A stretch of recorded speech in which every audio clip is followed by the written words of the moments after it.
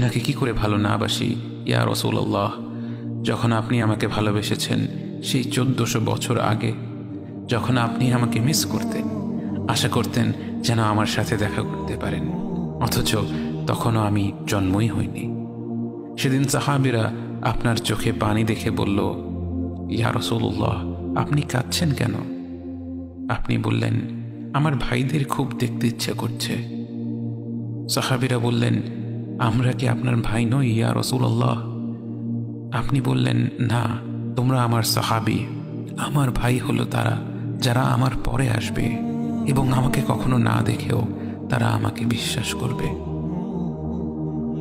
মৃত্যুশয্যায় শুয়ে আপনার অন্তরে এই চিন্তা ছিল যে আমাদের পরিণতি কি হবে।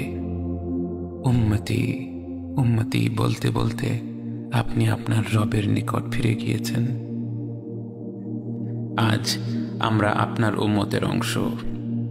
বিশ্বজুড়ে আপাত দৃষ্টিতে আমরা হচ্ছি সবচেয়ে অপদস্থ, নিরুপায়, পরাজিত, লাঞ্ছিত, অথচ বাস্তবে আপনার উম্মতের অংশ হওয়া যে গোটা বিশ্বের সব সম্পদ পাওয়ার চেয়েও মূল্যবান ব্যাপার।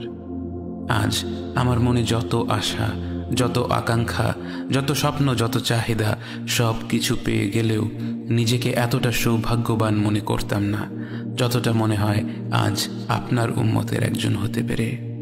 কাল হাসরের ময়দানে যখন গোটা মানব জাতি এক নবী থেকে আর এক নবীর কাছে ছুটে যাবে, আল্লাহ যেন বিচার প্রক্রিয়া শুরু করেন এবং প্রতিটি নবী নাফসি নাফসি বলে মানুষকে ফিরিয়ে দিবে। অবশেষে যখন সবাই আপনার সামনে হাজির হবে এবং আপনি গোটা মানব জাতির প্রতিনিধি হয়ে আল্লাহর সামনে সিজদা করবেন, সেদিন আপনার উম্মতের সদস্য হওয়ার পূর্ণাঙ্গ মর্যাদা প্রকাশ পাবে। ইয়া রাসূলুল্লাহ, আপনাকে কেন এত ভালোবাসি তা তো ভাষায় প্রকাশ করা যাবে না।